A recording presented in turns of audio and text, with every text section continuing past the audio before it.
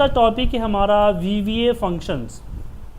देखिए मैक्रोज तो आपने बनाना सीख लिया कि मैक्रोज को किस तरीके से आप बनाओगे और किस तरीके से इसको हैंडल करोगे।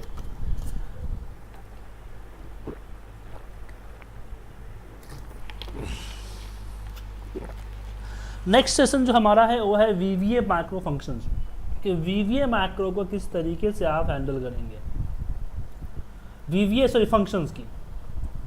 तो हमने आज जो है आपके साथ आज जो है आपके पास डिस्कस करने वाले हैं कि फंक्शंस को यूज होते हैं और उसके क्या बेनिफिट्स हैं और किस तरीके से उसको यूज कर सकते हैं। ठीक है सर। तो यहाँ पे मैं subject R bracket open close करता हूँ। फंक्शन देखिए, सब्जेक्ट के लिए हम जब मैक्रो बनाते हैं तो हम सब्जेक्ट यूज करते हैं, लेकिन जब हम फंक्शंस बनाते हैं तो हम यूज करते हैं फंक्शंस। तो फंक्शंस में क्या करना है पहले हम उस चीज़ को जानते हैं, उसके बाद हम तो पहले छोटे मोटे फंक्शन से आपके साथ हम स्टार्ट करते हैं, छोटे मोटे फंक्शंस, बड़े फंक्शंस नहीं। कुछ अननेसेसरी फंक्शंस है उसके बारे में हम आपके साथ डील करते हैं। जैसे कि मैं बात कर रहा हूँ कि मैंने यहाँ पे 1 2 3 लिखा हुआ है, तो मुझे इनके एक एक कैरेक्टर को आपस में जोड़ने हैं।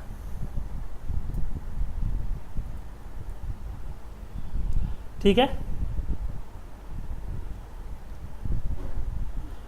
तो उस केस के लिए, उस चीज़ के लिए क्या करेंगे, उस चीज़ के लिए यहाँ लिखेंगे हम फंक्शन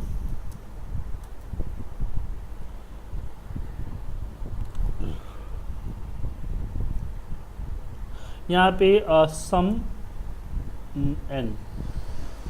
सबसे पहले फंक्शन लिखना है, फिर आप मैक्रो ने जो फंक्शंस के नेम है वो फंक्शंस के नेम डिक्लेयर कीजिए। उसके बाद यहाँ पे उसके इनपुट्स, जो उनके इनपुट्स है उनके इनपुट्स डालिए। जैसे कि एन, यहाँ पे n as a variant, variant क्यों किया, क्योंकि नंबर छोटा बड़ा कुछ भी हो सकता है, इसलिए हमने वेरिएंट डाल दिया कि अपने हिसाब से एडजस्ट हो जाएगा।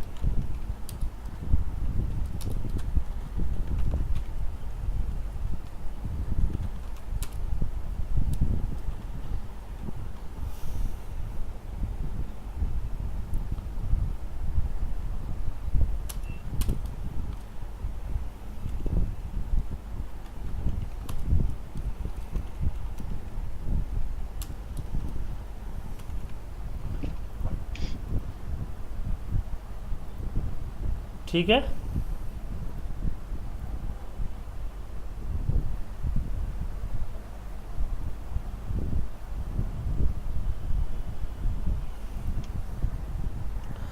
तो यहाँ पे हमें क्या करना है कि यहाँ पे मुझे एक के बाद एक मुझे ये करने हैं, काउंट करने हैं, जोड़ने।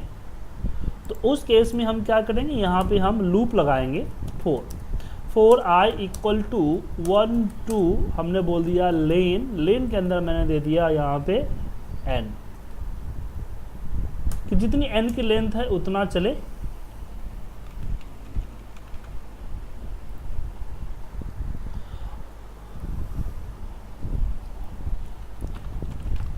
और उसके बाद मैंने यहाँ पे बोल दिया कि ऊपर एक वेरिएबल ले लेते हैं कि dim r as a long, a as a equal to val के अंदर में दे दिया मैंने मिड में मैंने बोल दिया n स्टार्टिंग होगा i से और एक करेक्टर लिया जाएगा, और यहाँ पे बोलते हैं a equal to a plus, और यहाँ पे हो जाएगा नेक्स्ट i। ठीक है।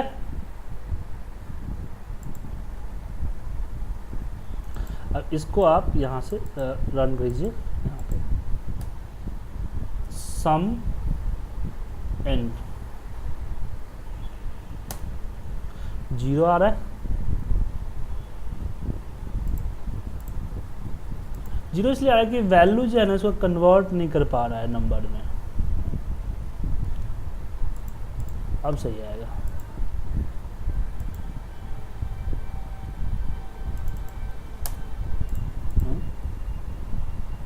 एक मिनट, कोई गड़बड़ हो गई क्या इसमें। हमने बोला 1 2 चले लेन इसकी लेंथ तक, फिर मैं बोला कि a equal to a plus mid को बोला मैंने कि एन आई और एक करेक्टर।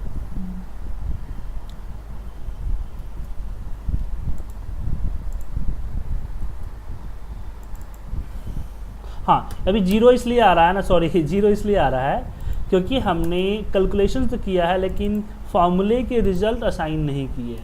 तो फार्मूले का रिजल्ट जब तक असाइन नहीं करेंगे बाहर आपका जीरो ही आएगा।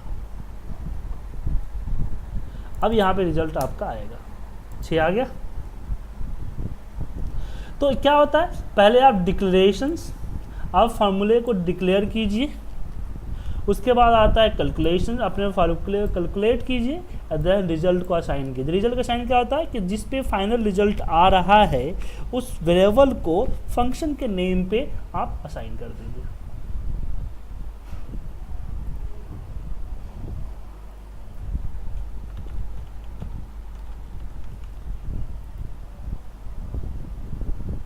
ठीक है सर।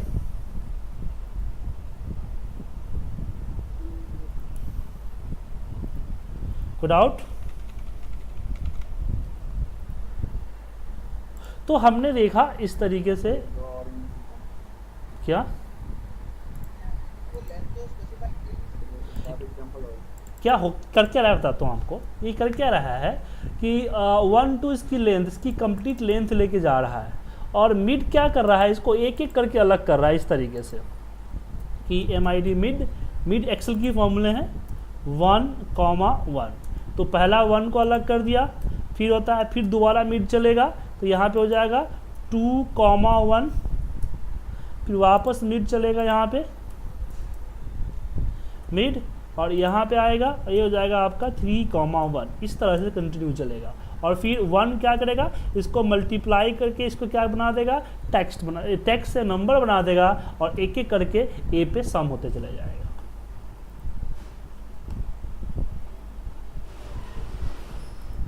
ठीक है।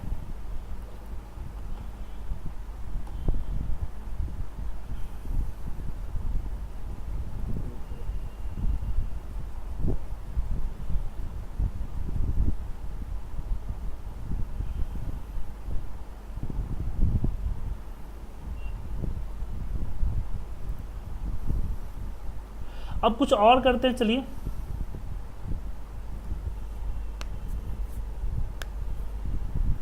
अब जैसे कि मैं करना चाहता हूं कि कुछ भी नाम लिखूं मैं,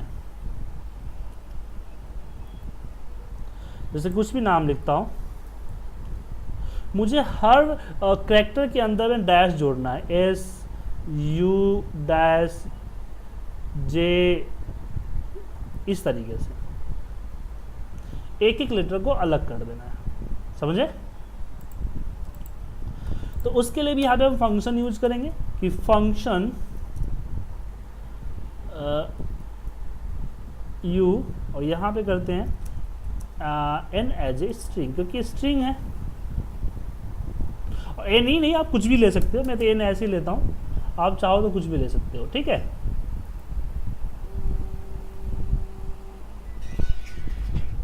हाँ जी, हाँ जी, वेणु गोपाल होगा कोई स्टूडेंट, नाम तो सुना लगता है।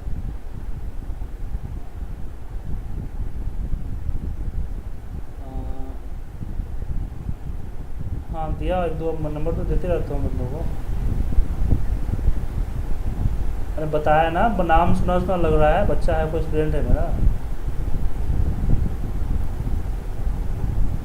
ठीक है, मैं स्टूडेंट ही है, मैं दिया हूँ नंबर।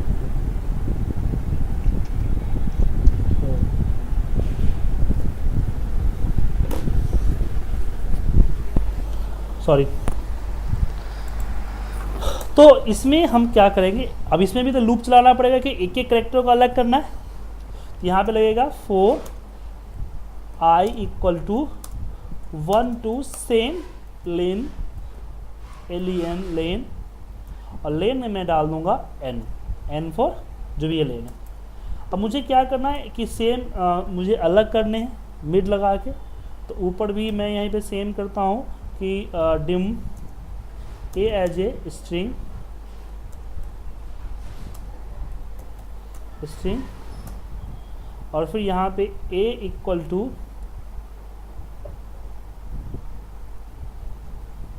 मिड MID मिड, और मिड में सेम मैं करता हूँ n comma i comma 1, same method, लेकिन इस बार क्या है मुझे a के साथ कंबाइन करने हैं कि a and the rate a dash, और यहाँ पे नेक्स्ट i, और सेम हमने कैलकुलेट कर लिया, हमें बाहर असाइन करने हैं, तो मैं यहाँ इक्वल टू हमने दे दिया a वापस। अब मैं इस पर लगा के देखता हूँ, इक्वल DIF करके आए u। अब इसमें देखा आपने कि एक जो पहले ऑटोमेटिकली लग के आ रहा है, लग रहा है ना, मुझे इसी चीज को रोकना है।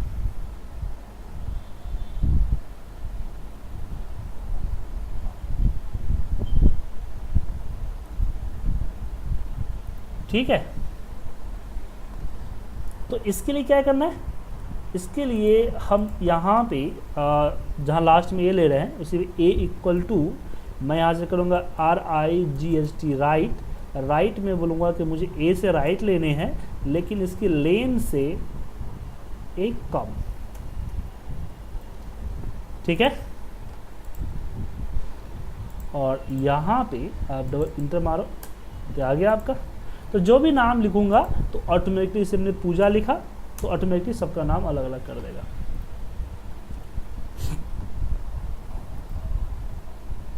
ठीक है,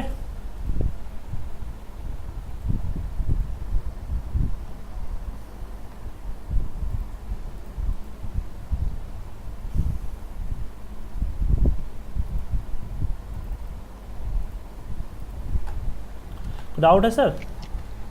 अभी इसमें और भी नई चीज़ें आपके साथ है, लेकिन उस चीज़ को करने से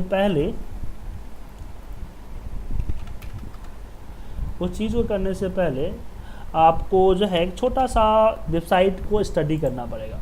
तो आपको मैं एक वेबसाइट दे रहा हूँ, एक लिंक फॉरवर्ड कर रहा हूँ, उस लिंक के जितने भी फॉर्मूलेज दिए गए हैं, क्योंकि ये तो मैंने बताया कि ट्रिक्स है, लेकिन VBA के भी इनबिल्ड फॉर्मूले हैं, उस इनबिल्ड फॉर्मूले को एक बार देख लीजिए, फिर हम कल से जो है हम आगे जो है उसी चीज़ को लेके, और जो इनबिल्ड फॉर्मूले हैं उस पर जो एग्जाम्पल्स हैं और उसकी जो नई चीज़ें हैं वो नई चीज़ें आपके साथ हम फॉलो करेंगे।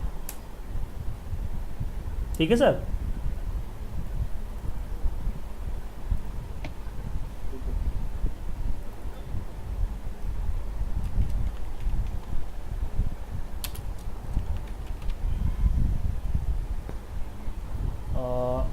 एक्सेल VBA क्या हुआ,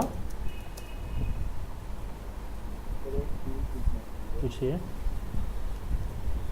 सर एक वाउचर है, वाउचर जो वाउचर है, मैं वाउचर एक बनाना है, साथ में जब प्रॉफिट अलाउ करना है बैंक तो कैलकुलेट करना है, इसके लिए एक्सेल का काम है या VBA होगा? देखिए, वो तो काम करने जब बैठोगे तो अगर प्रॉब्लम होगी, अगर जो प्रॉब्लम VBA एक्सेल से होता है VBA से कर लो, VBA से होता है एक्सेल से कर लो। इसी तो फंक्शंस आपको मैंने बताया है कि आप दोनों मिक्स करके बना सकते हो। फंक्शन में जो है कि दोनों में, जैसे कोई कैलकुलेशन आपको नहीं आ रही है तो उसको फंक्शन बना के कैलकुलेट कर लो। तो अब तो आप जब बनाने बैठोगे तो उसकी जो प्रॉब्लम होगी, जहाँ पे आप लटकोगे कि नहीं ये नहीं हो सकता, तो उस पर डिपेंड करता है। तो ये लिंक मैंने आप लोगों को चैट पे भेज दिया है, और साथ में आपको मेल भी कर देता हूँ। प्लीज़ इस लिंक को एक बार आप लोग, इसके जितने भी फॉर्मूले जिसमें दिए हुए हैं उन फॉर्मूले को एक बार आप स्टडी कर लो। ठीक है सर? जी आप पूछिए।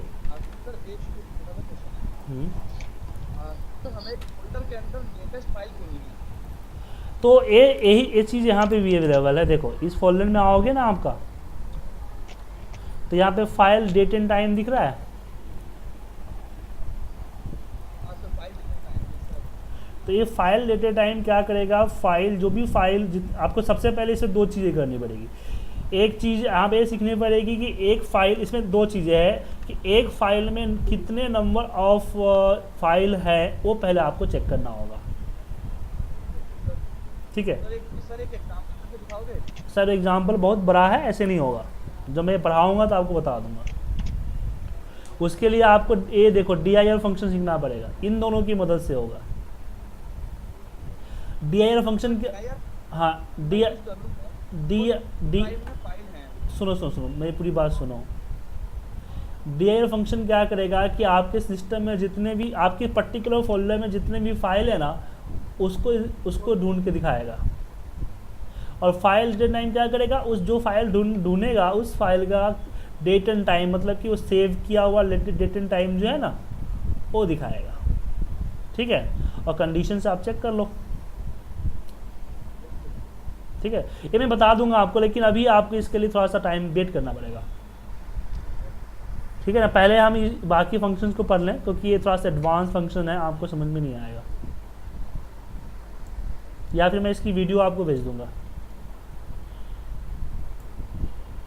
ठीक है, तो मिलते हैं कल सेम टाइम। Okay bye.